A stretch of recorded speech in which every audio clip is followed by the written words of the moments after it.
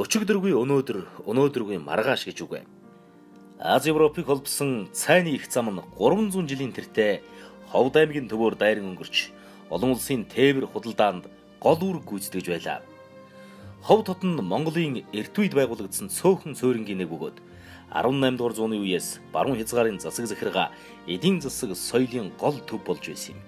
19-өөс 20 дугаар зууны зааг үед Монгол орны баруун хэсгийн худалдаа эдийн засгийн гол төв болж байжээ. 1910 онд Ховд хотод Хятадын том пүүсийн төвлөсөн салбар 20, жижиг худалдаачид 30, Оросын том пүүс 6 байснаас гадна Германы пүүсийн салбар 2 байжээ. 1931-ээс 1960 онд Ховд хотод хөдөө аж ахуйн техникум, багш нарыг бэлтгэх техникум, цаашлаад баруун бүс нутгийг дээд боловсралтай боловсон хүчнээр хангах хөдөөгийн анхны их дээд сургууль болох Ховд дахь улсын багшийн дээд сургууль 1979 онд байгуулагдаж байжээ.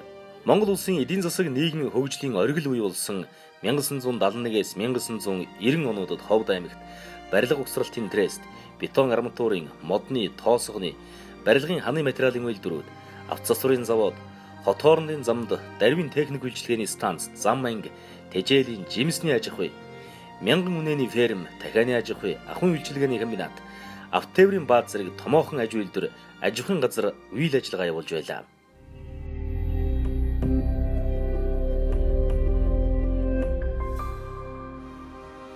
Дэржиг нүртэй шороон зам, дэнгийн гэрэлтэй осхон хүйтэн харанхуй үе ард үлдэж, автозам, эрчим хүч, дулаан гээд дэд бүтцийн асуудлаа бүрэн шийдвэрлэж чадсан цөөхөн аймгийн нэг боллоо. Сүүлийн 20 гаруй жилийн хугацаанд Ховд аймаг хурдцтай хөгжин дэвшиж, хүн амын тоо 88.3 мянга хүрээд байна. 2018 оны байдлаар Ховд аймгийн дотоодын нийт бүтээгдэхүүн 384.7 тэрбум төгрөг боллоо.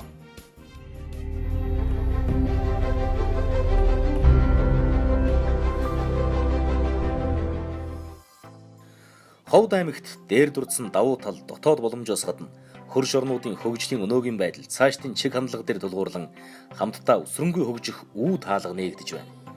Тухайлбал бүгд найрамдах Хятад улс шин торгоны зам санаачлагада одоогоор 20 оронд 56 эдийн засгийн чөлөө төс байгуулж 180 мянган ажлын байр шинээр бий болгожээ. Бүгд найрамдах Хятад улсын Бүсва замд Монгол улсын хөгжлийн зам санаачлагаар дамжуулан хөрөнгө оруулалтад хөгжлийн дунд болон томоохон төслүүдийг боловсруулж санд болгох боломжтой.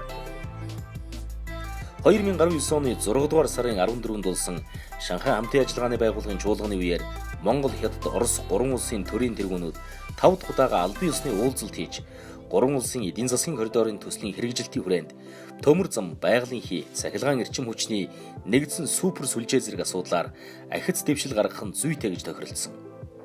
Энэ тохиролцоо ажил хэрэг болвол байгалийн хийн хоолой баруун бүс нутгаар дамжиж эдийн засгийн өндөр өсөлт авчрах стратегийн ач холбогдолтой юм.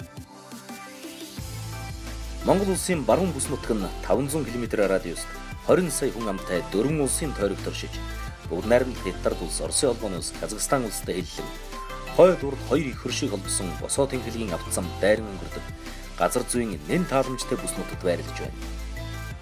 Монгол улсын баруун бүсийн хотуудтай хил залгаа орших Казахстан, бүгд найрамдах Хятад улс, Оросын холбооны улсын бүс нутгийн хотууд нь худалдаа эдийн засгийн хамтын ажиллагаагаа өргөжүүлэх, аялал жуулчлалыг хөгжүүлэх зорилготой Алтай бидний нийтийн гэр олон улсын зохицуулах зөвлөлийн үйл ажиллагааг идэвхтэй явуулж байна. Ховд аймаг нь Оросын холбооны улс, бүгд найрамдах Хятад улс цаашлаад Евразийн зах зээлд хүрэх зорилт дэвшүүлэн Монгол улсын бизнес эдийн засаг газар зүйн тааламжтай нөхцөл ашиглан хамтын ажиллагаа, хөрөнгө оруулалт, үйлдвэрлэл, худалдаа үйлчилгээг хөгжүүлж, улс хоорондын тээвэр логистикийн төв, манай улсын эдийн засгийн баруун үүд болон хурдцтай хөгжих бүрэн боломжтой.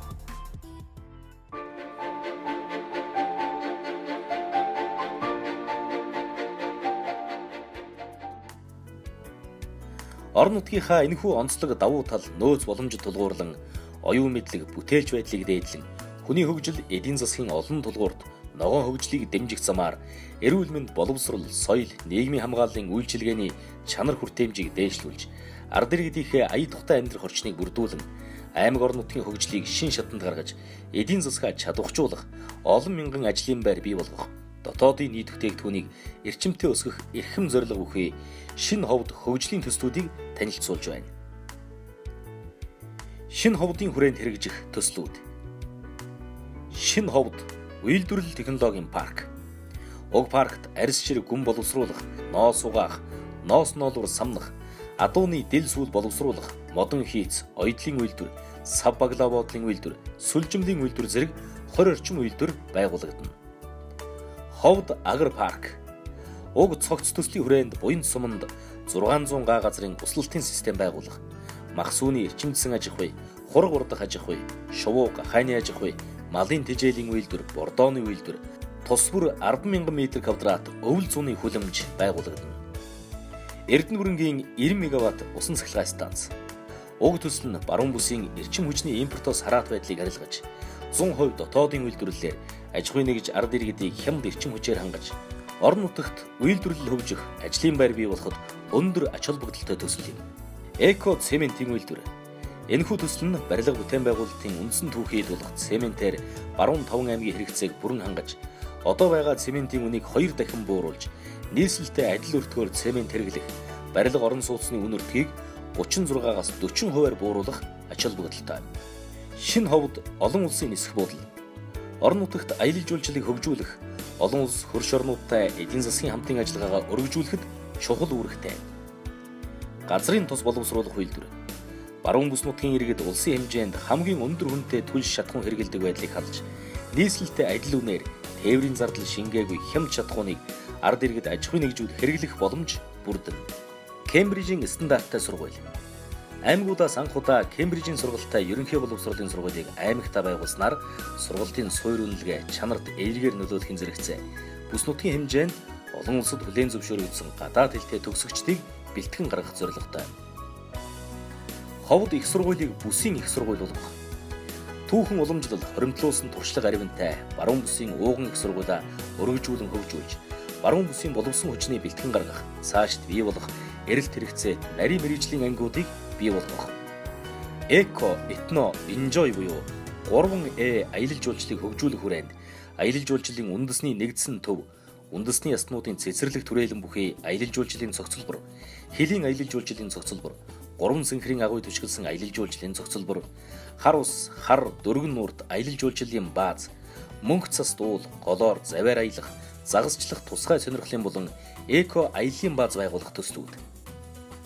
Шинэ ховдын шинэ хотын хөгжлийг цогцлоо хүрээнд ховд хотын эдийн засгийн бие даасан байдлыг хөгжүүлж, ховд хотын 2030 он хүртэлх хөгжлийн ерөнхий төлөвлөгөөнд үндэслэн инженерийн дэд үтсийг барьж байгуулах, иргэдийн амьдрах эрүүл аюулгүй төлөв орчныг бүрдүүлэх хотын хөгжлийн төслүүдийг хэсэгчлэн төлөвлөгөө боловсруулсны үндсэн дээр үе шаттай хэрэгжүүлэхээр зорж байна.